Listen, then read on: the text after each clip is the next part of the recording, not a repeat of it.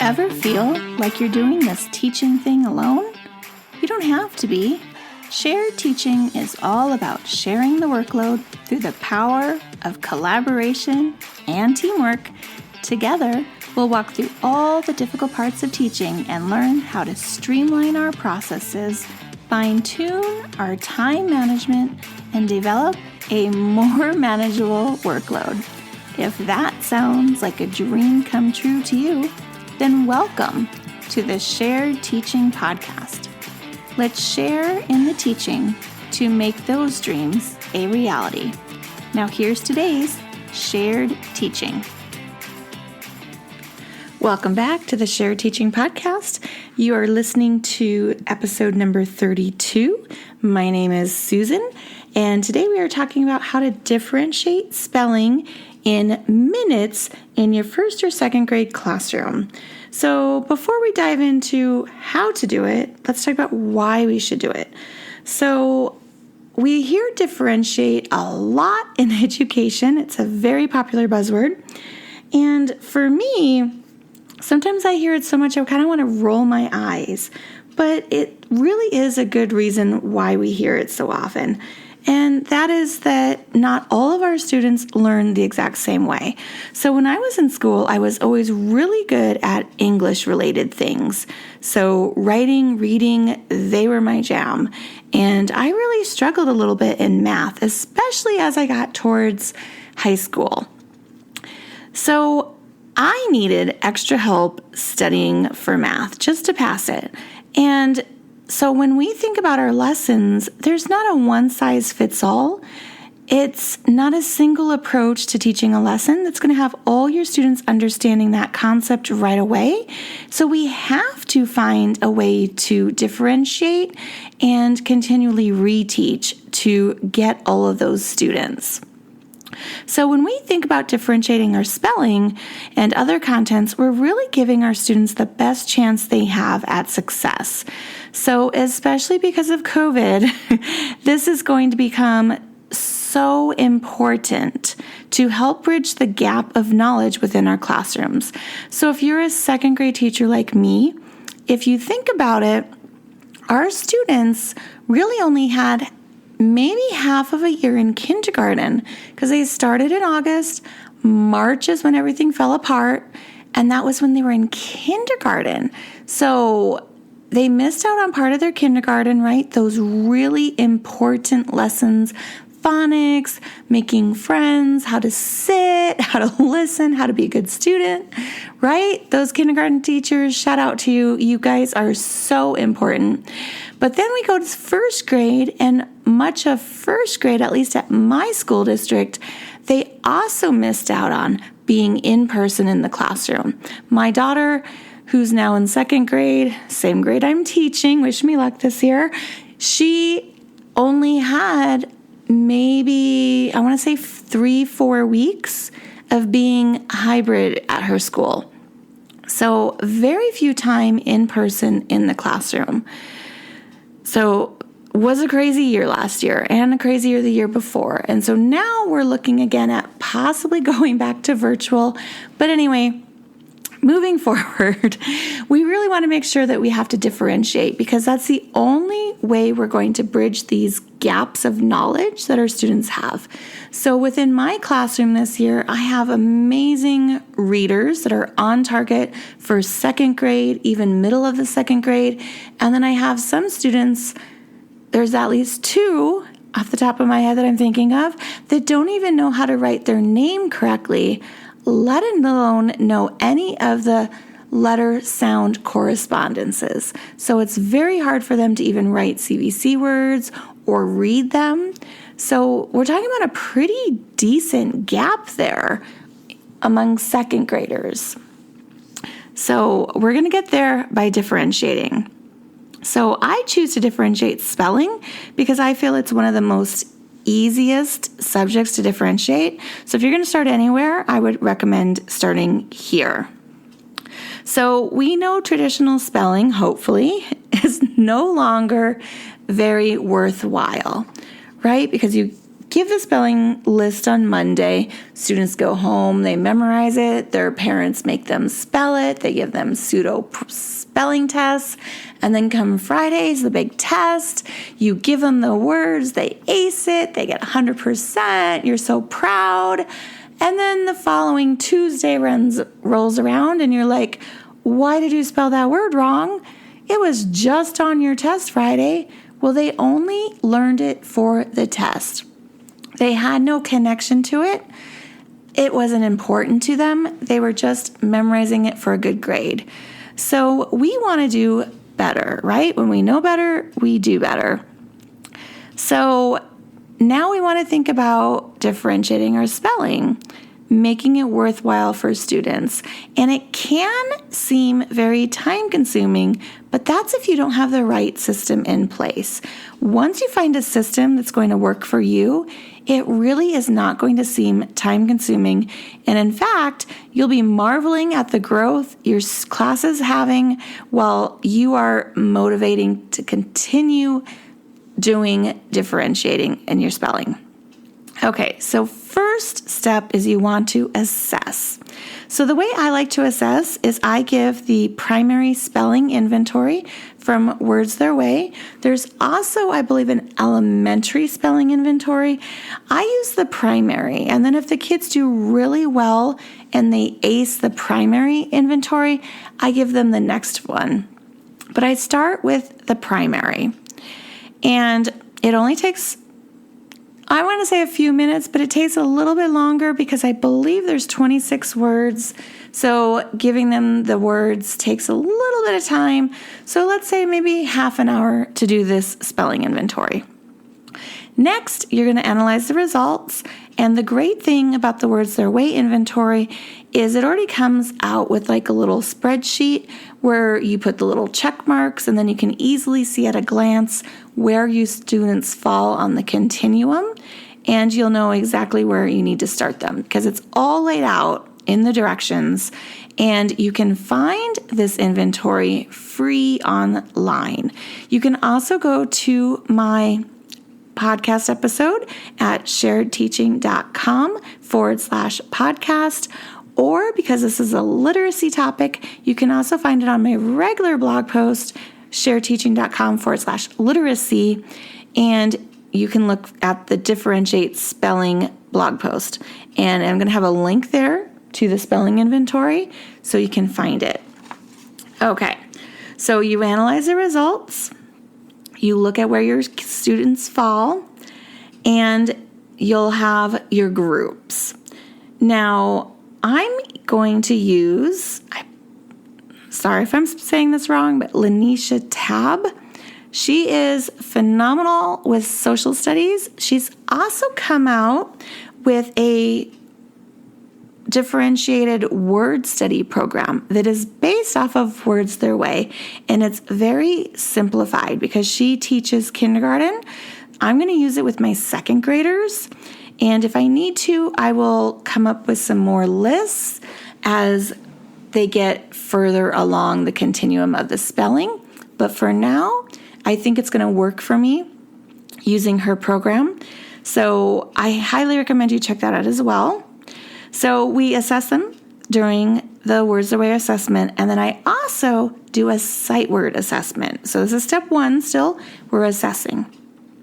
So on the sight word assessment, I am giving them the Dolch word list, the 220 Dolch words, but I broke it down into smaller groups, and I call them my pre-tests. So I give them the first 20. If they do really well on the first 20 and they miss less than 5 words, then I give them the second group of 20.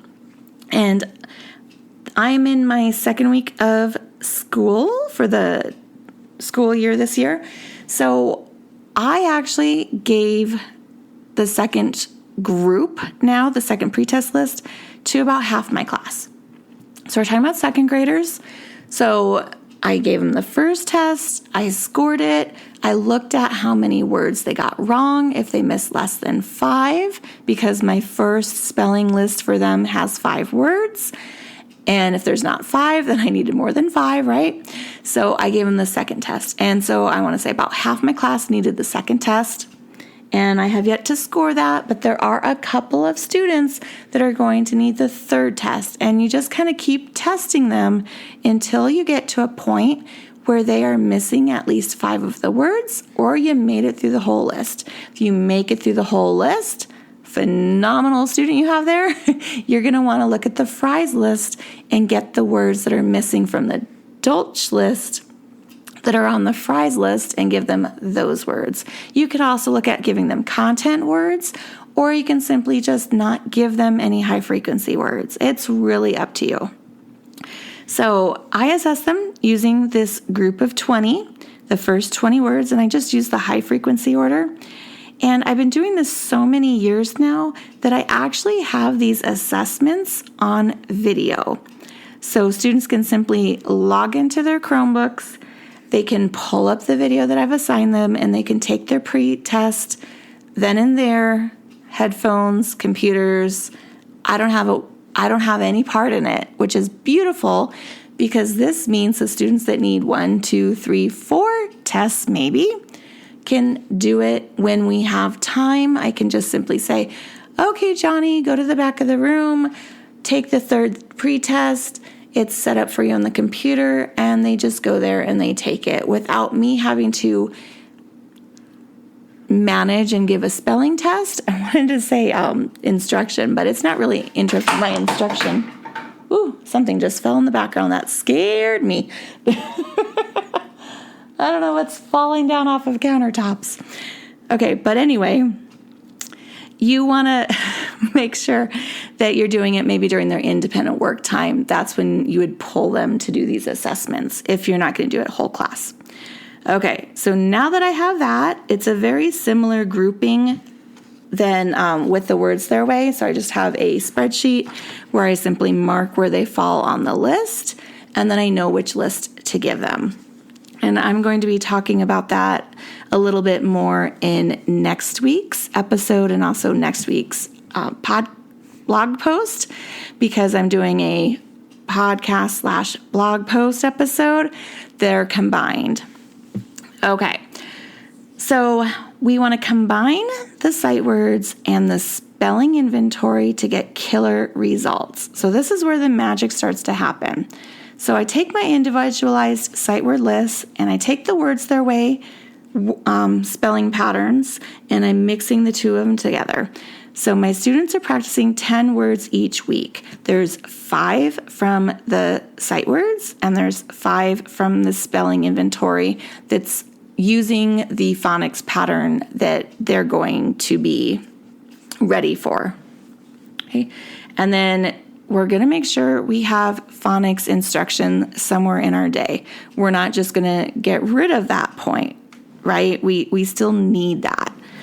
So for phonics instruction, I'm going to be using the words the way that I've been talking about. I'm going to use the sequence of patterns that I'm getting from Lanisha Tam, and I'm going to use her flow of word study. So they're not having a ton of word sorts like the traditional word study words their way would have, but they do get some meaningful practice, and they have their list for 2 weeks. So you're testing them every 10 days, which I like because with my sight words, the students just kind of tell me, okay, I'm ready to test, and they're testing constantly. And because I have them pre-recorded on videos, they can just go to the back of the room like I did with the pre-test, and they can take them whenever they're ready. So, hey, I got 5 minutes, go take that spelling test in the back. And then that list will just keep changing. So if they test for the 5 spelling test words, but they still have their words away words, then they might have 2 tests that week. It really kind of depends on when they're asking to take these tests. Okay, so to fit this into your schedule, you want to kind of take a look at what you have. So I try to fit this into center work, and I want to make sure that I'm setting aside maybe 10 minutes for a quick whole class review. So students for individual practice, they're having rotation where they work on their specific list of words. So they just have either flashcards. I also have like little lists that they can look at and write, spell, read, practice those words. And as they're practicing them, they're writing them, they're playing games, they have a partner, and they're also having sight word buddy practice at the end of every day. So I clean up the classroom and then I reserve 5 minutes for a quick sight word buddy flashcard practice, which you can look at the last blog post, episode, or podcast, which is how to learn sight words in a fun way. That is linked in this episode. So make sure you go to shareteaching.com to see that if you want to look that up. Okay, so I'm reviewing whole class. I do is at a very quick warm-up before I get to my reading lesson. So I have what I call my phonics warm-up, and I try to make it no more than 5 to 10 minutes. If I'm introducing a new word pattern, I might take the whole 10 minutes. Otherwise, I'm just doing a very quick review for 5 minutes. I also incorporate a couple other things in my phonics instruction, including a very old program that I've used for many years now called, of course I have a blank right now. Just use it today with them. I'll come back to that. Okay, let me come back to that because I am drawing a complete blank on what it's called, which always happens when I'm recording. Okay, so, spelling through phonics. There you go. So it's a little yellow spiral bound book called Spelling Through Phonics. They do still sell it on Amazon, and I find it's really helpful with students. They listen to where the word begins and ends. They listen for certain sounds and they write them down, and it's just a quick whiteboard practice, and it's very quick. So I like to use that. I like to go over all the phonograms. I like to talk about the word pattern that we focusing on this for the week, which is typically one of those phonogram patterns. And then I move into my reading work. Okay, sometimes, but not always, they might do a worksheet, but I tend not to do too many of those just because we're always so limited on time. But finishing the worksheet after like the 10-minute warm-up would be a great thing that they can do before moving into centers. So you can make it at one of those kind of like must-do things before they can go and have a free choice at the centers. Okay. So individualized word work instruction happens during one of the center rotations. So Lanisha Tab, remember I'm going to use her word study. She recommends putting the class into 3 spelling groups. And if you only have 3 spelling groups, then that means the day that you're they're receiving their new lists, means you can hit all the groups that day because it's very quick if you only have 3 groups. Okay, so I'm testing the students on their sight words when they feel ready. I'm also going to be discussing how I do my spelling assessment almost automated next week, so you might want to check in back for that episode. And the word work pattern, like I said earlier, is based off of a 2-week rotation. So they'll have 10 words in 1 week, 5 of one and 5 of the word study. And depending on when they want to have their assessment, they might just do the assessment at the same time. So every 2 weeks, they're testing all those 10 words. But if they want to move faster through those high frequency words, then they might be testing every week. Sometimes last year I had students testing multiple times within a week, but those were the students that they were towards the end of the list for the Dolch words, and they could really pick up those new words quickly. So it wasn't as important to them to spend a whole week on those words because they were learning them so rapidly. Now, if I was teaching 3rd grade, I would say no more than 15 words for your test. So kind of play with that and see. I definitely do not recommend 20 words for 1st or 2nd graders. I like to keep it much smaller and more manageable. So I hope you try differentiated spelling. And if you do, I would love to hear from you. So feel free to leave a comment on my blog post and tell me how it goes for you, or if you have any ideas that you want to share about how you found spelling differentiation that works in your classroom, please let us know, because I'm always on the hunt for new ideas and I love hearing and collaborating with other teachers. So thank you so much for listening to today's episode, and I will talk to you next week. Bye for now. If you've loved this show, then join me in sharing the teaching, hitting that subscribe button, and leaving us a review on iTunes, so we can be found by more teachers like you who are ready to start sharing the workload. I hope you've enjoyed this episode. Find new episodes each week on sharedteaching.com. Thanks for listening to the Shared Teaching Podcast.